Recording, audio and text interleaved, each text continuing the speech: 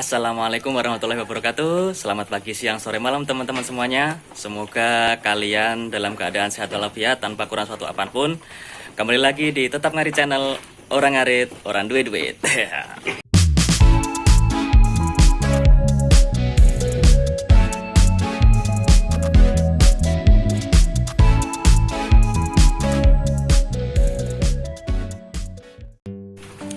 Ya, jadi pagi ini ya seperti biasa aktivitas saya yaitu kasih makan kambing teman-teman ya. Ini baru saja selesai sekitar jam 7-an ya.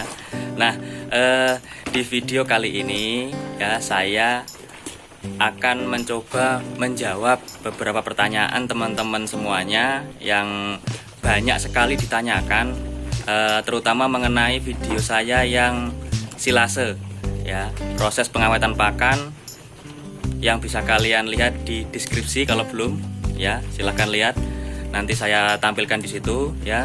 Jadi saya ingin sekali menjawab pertanyaan teman-teman semuanya biar jelas ya, biar jelas karena ada yang masih bingung, kemudian ada juga yang kurang paham juga ya. Jadi silahkan tonton terus video ini, jangan sampai di skip, nanti gagal paham ya. Kita mulai saja, yuk. Ya, jadi ini ceritanya kemarin, ini hari Minggu teman-teman ya. Kemarin hari Sabtu saya baru saja mensilase lagi daun singkong teman-teman ya, dapat kiriman daun singkong 1 pickup. Jadi kemarin saya cacah, saya masukkan ke tong ini lagi teman-teman karena persediaan yang sebelumnya sudah habis. Nah, di sini saya akan mencoba menjawab pertanyaan dari teman-teman semuanya yang sering kali ditanyakan. Nah, yang pertama itu biasanya tanya, "Mas, beli tongnya di mana?" Ya. Nah, kalau saya, karena saya ini tinggalnya di desa teman-teman, jadi saya dapatnya tong ini malah di toko-toko kelontong teman-teman ya. Ada juga yang saya beli di toko bangunan ya. Harusnya kan kalau di kota besar di toko bangunan itu nggak ada tong seperti ini, tapi karena ini di pedesaan ya pesen saja pasti mau mencarikan teman-teman ya. Tapi kalau di kota-kota besar atau yang istilahnya yang di tempat-tempat ramai, itu biasanya adanya di toko peternakan dan juga di toko tong-tong bekas, pengepul tong, pengepul bak segala macam itu loh teman-teman. Itu biasanya banyak di situ. Untuk harganya variatif ya, di tempat saya sekitar 320-an lah untuk tong atau silo seukuran ini ya. Karena ada beberapa jenis tong ya, ini yang paling besar di tempat saya, kemudian ada lagi yang seperti ini ya, seperti ini harganya lebih murah sedikit ya, makanya mending beli yang sekalian besar karena tidak terpaut jauh ya. Jadi itu untuk yang menanyakan beli tongnya di mana ya, silahkan cari di toko peternakan, harusnya ada, atau di toko yang menjual tong-tong bekas itu ada teman-teman ya. Itu jadi sudah jelas untuk yang pertanyaan pertama. Kemudian yang pertanyaan kedua, Mas, itu silasenya dicampur dengan molase atau EM4 enggak? Jujur teman-teman, sampai hari ini saya buat silase atau saya mengawetkan pakan, saya tidak pernah atau belum pernah mencampurkan apapun ya ke dalam daun singkong yang sudah dicacah. Jadi ya ini semua tong ini isinya hanya daun singkong murni ya. Yang perlu teman-teman perhatikan, yang namanya silase itu intinya mengawetkan pakan ya. Jadi gimana caranya pakan itu awet, bentuknya tidak terlalu berubah, gizinya tidak terlalu berkurang, itu saja. Jadi kalau teman-teman bertanya apakah ditambah molase atau E4, itu nanti larinya ke fermentasi ya, karena dengan menambahkan zat gula itu berarti ada indikasi untuk menaikkan kadar gizinya. Nah, sedangkan untuk daun singkong ya, untuk daun singkong itu gizinya sudah bagus sekali karena kadar protein kasarnya sudah lebih dari 20%. Kemudian kadar airnya juga rendah. Makanya di sini di dalam tong-tong ini ya, di dalam tong-tong ini isinya cuma cuma daun singkong murni teman-teman. Sama sekali tidak ditambahi apa-apa ya. Nah, kecuali teman-teman dapatnya daun singkong itu dalam keadaan basah setelah hujan. Kalau setelah hujan atau masih ada embun, itu sebaiknya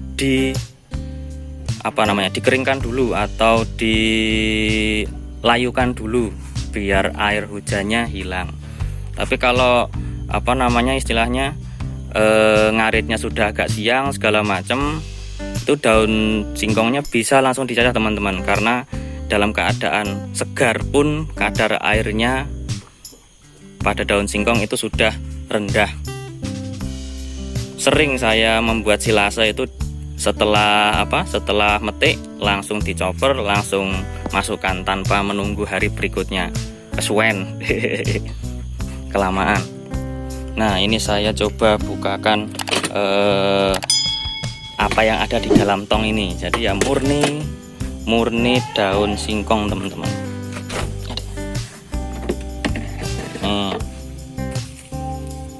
Murni daun singkong teman-teman ya, karena daun singkong sendiri itu sudah rendah kadar airnya. Karena kunci dari pengawetan pakan atau kunci dari silase itu hanya satu, kadar airnya tidak boleh terlalu tinggi ya, dan juga tidak boleh terlalu rendah.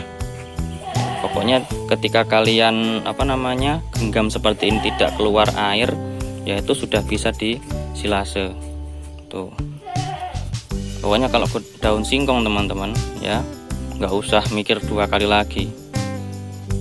Yang penting dia tidak habis kena hujan atau ada embunnya, langsung saja hajar, langsung dicacah, simpan di tong, tutup rapat, dah tunggu 7 hari, minimal 7 hari lah. Kalau maksimalnya kita bahas lagi nanti di pertanyaan berikutnya ya.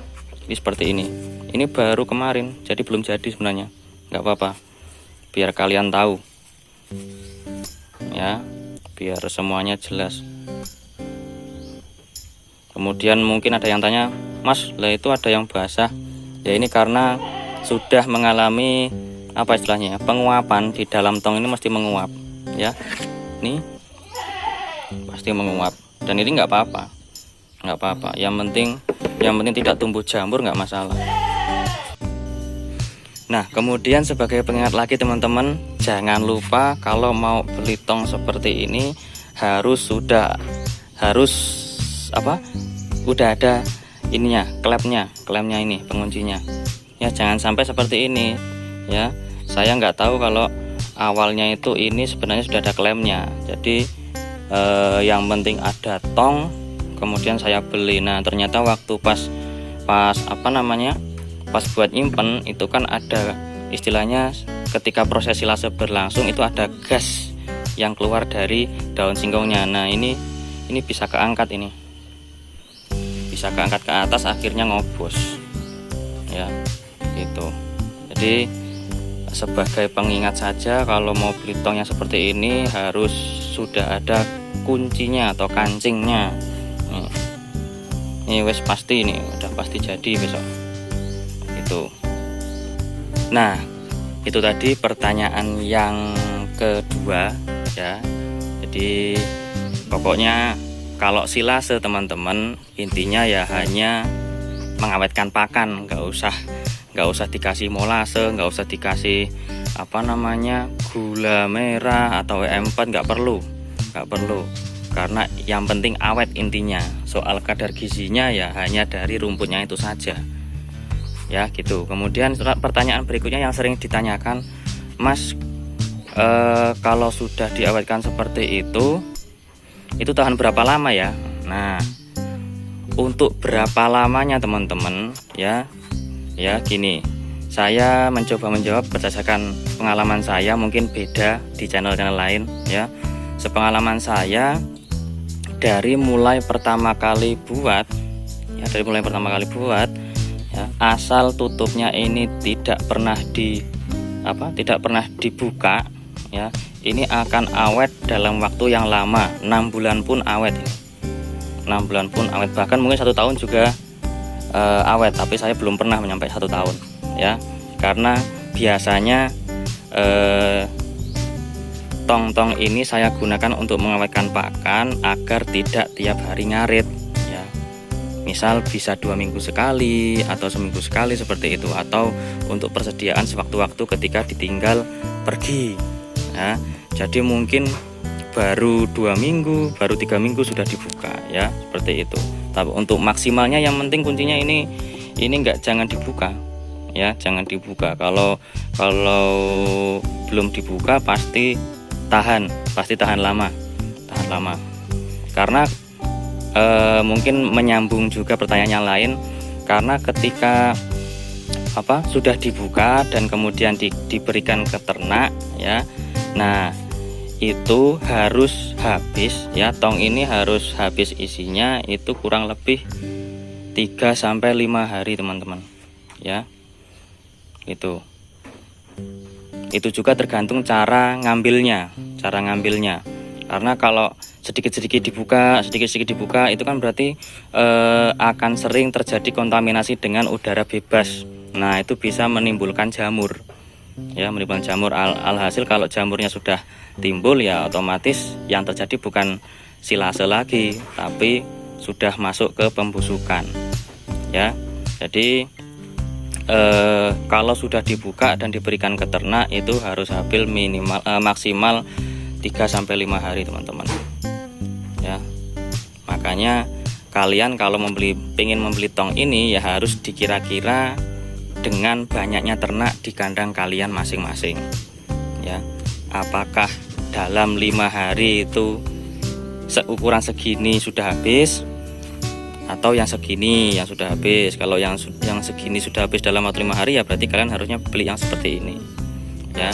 Karena kalau terlalu lama dan sudah sering dibuka itu pasti busuk teman-teman, busuk, aromanya nggak wangi lagi tapi bau busuk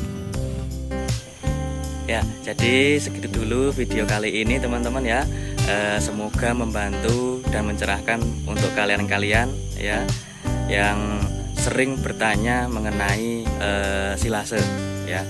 Dan kemudian mungkin ini masih ada salahnya juga, karena ini saya hanya menjawab berdasarkan pengalaman yang saya alami selama ini teman-teman ya. Segitu dulu, jangan lupa subscribe teman-teman ya, subscribe, kemudian like video ini jika kalian suka. Kemudian kalau masih ada yang ingin bertanya silahkan tulis di kolom komentar, saya akan mencoba menjawab jika saya bisa teman-teman ya. Terima kasih atas dukungannya selama ini ya. Saya akhiri dulu. Wabillahi taufiq wal hidayah. Wassalamualaikum warahmatullahi wabarakatuh. Dadah.